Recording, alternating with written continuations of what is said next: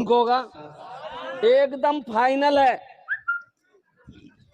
Final है, एकदम final है इंशाअल्लाह। तो इंशाअल्लाह कुर्बानी करेंगे इंशाअल्लाह। हाँ कुर्बानी करना है। और सुनो मेरे नबी की हदीस सुनो, मेरे आका नबी करीम सल्लल्लाहु अलैहि वसल्लम ने इरशाद फरमाया, जिसको अल्लाह ने माल दिया, जो साहिब निसाब है, जिसको अल्लाह ने इस्ताअत दी, वो साहिब निसाब होने के बावजूद भी कुर्बानी ना करे, कुर्बानी ना दे, कंजूसी की वजह से, बखीली की वजह से, वो मेरी ईदगाह में ना आए, वो मेरी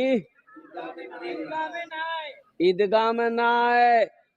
एकदम उसके लिए सख्ती के साथ मना किया गया। मेरी माँ बहनों सुनो, कुर्बानी वाजिब है। मेरी माँ बहनों सुनो, जिसको अल्लाह दौलत दिया, माल दिया, पैसा दिया, सोना दिया, चांदी दिया, कुर्बानी दीबो, कुर्बानी दीबो। बाप भी कमा रहा है, बेटा भी कमा रहा है, दोनों पर कुर्बानी है। बाप अलग कमा रहा है, बेटा अलग कमा रहा है, दोनों पर कुर्बानी है। यकीन नहीं कि मी तो दो ही मोर बेटा की दिवे का अब बेटा पैसा जे कमा है उड़ा कोई आन जाबे कोठी घुसा।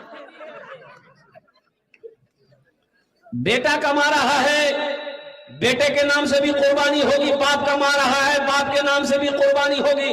और सुनो, ऊंट 5 साल का, गाय भैंस 2 साल, बकरा बकरी 1 साल, बकरा बकरी।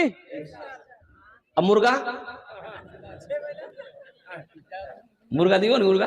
अच्छा देखिएगा, अगर मुर्गा की कुर्बानी जायज होती, मुर्गे की कुर्बानी जायज होती, तो कुछ लोग ऐसा है देसी मुर्गा नहीं देता, पोल्ट्री जमा कर देता। जा झमेले खत्म, 100 टका काम निकले के लिए तेरे, 100 टका में कुर्बानी हो जाती। लेकिन कुर्बानी मुर्गे की कुर्बानी नहीं है, गाय की कुर्बानी है, भैंस की कुर्बानी है, दुम्बे की कुर्बानी है, बकरों की कुर्बानी है, बकरे की कुर्बानी है, खस्सी की कुर्बानी है, ऊंट की कुर्बानी है। और कुर्बान जाओ मुसलमानों, अल्लाह तौफीक दे, कुर्बानी दो। 10वीं मुहर्रमुल हराम, 10वीं जिलहिज्जा को अल्लाह के नजदीक सबसे ज्यादा पसंदीदा अमल कोई है तो वो अल्लाह के राह में, अल्लाह के रास्ते में खून का बहाना है। सुभान अल्लाह, सुभान अल्लाह, खून का बहाना है। अल्लाह इसको बड़ा पसंद फरमाता है। और मेरे बच्चों सुनो, नौजवानों, ईद उल अजहा की 2 रकात नमाज है। नमाज पढ़ने के लिए कहां जाओगे? अरे बोलो भाई, जल्दी बोलो। ईदगाह, ईदगाह नमाज पढ़ने के लिए जाना, ईदगाह में नमाज पढ़ना। ईद की नमाज ईदगाह में पढ़ना नबी की सुन्नत है। हाँ, बारिश हो जाए, तूफान आ जाए, कोई परेशानी हो जाए, तब मस्जिद में पढ़ सकते, मजबूरी की हालत में। अगर मजबूरी ना हो, परेशानी ना हो, तो ईदगाह जाओ, ईदगाह में नमाज पढ़ो। एक आदमी मौलवी साहब से बोला कि मौलवी साहब, ईदे काल ईद छे, ईदे नमाज कोई न पढ़ा बेन? बोले ईदगाह है बे। बोला मीन ईदगाह नमाज नहीं पढ़ू, मस्जिद तो नमाज पढ़ा। बोला मस्जिद में नमाज कहाँ पढ़ाएंगे?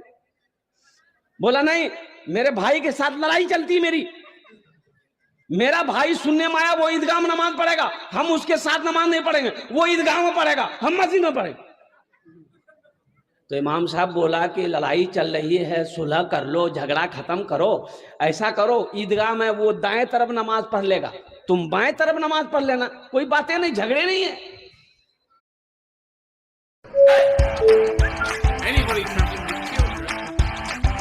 छोटा भाई बोला कि आप दाएं और बाएं की बात करते हैं, अगर वो जन्नत में चला जाएगा हम जन्नत में नहीं जाएंगे। दीदी जा जहन्नम में, जा जाती जहन्नम में तो जा। और कुर्बान है ना, ये ईदगाह की जगह है, और कुर्बान जाओ। लो ईद की नमाज ईदगाह में पढ़ो। नबी करीम जनाब मोहम्मद रसूलुल्लाह, सारे लोग बोलो सल्लल्लाहु अलैहि वसल्लम की सुन्नत है मेरे बच्चों। अब देखो, ईदगाह में नमाज पढ़ने के बड़े फवाइद हैं, अल्हम्दुलिल्लाह सुम्मा अल्हम्दुलिल्लाह। शहरों में लोग ईद की नमाज पढ़ने के लिए जाते हैं, कोई मोटरसाइकिल जाता है, कोई अपनी गाड़ी से जाते हैं, कोई पैदल जाता है।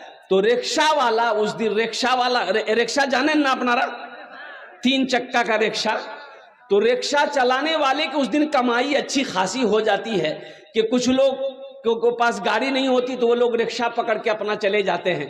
अभी तो ये गाड़ी निकली है टोटो, अब इधर है कि नहीं हम नहीं जानते, इधर भी है। टोटो है कि फोटो है?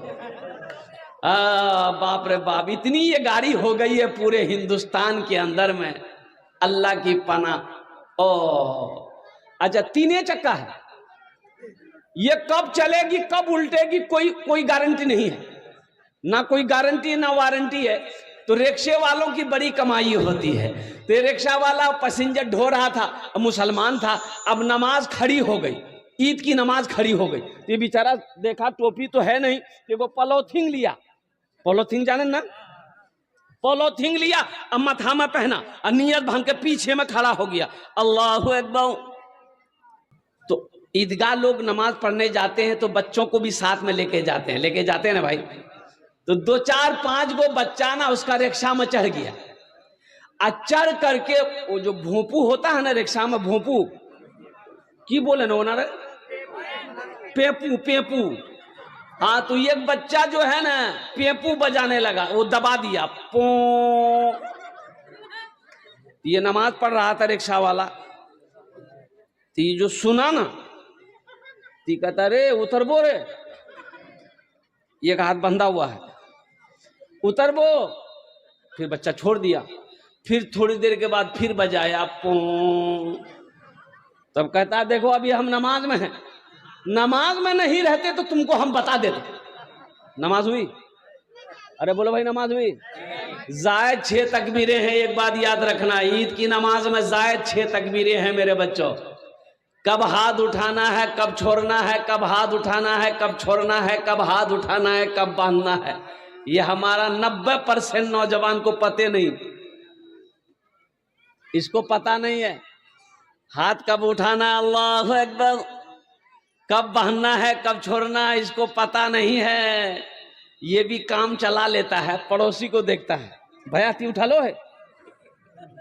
सीखो, अपने इमाम साहब से सीखो, मुफ्ती रागिब साहब से सीखो, मौलाना परवेज साहब से सीखो।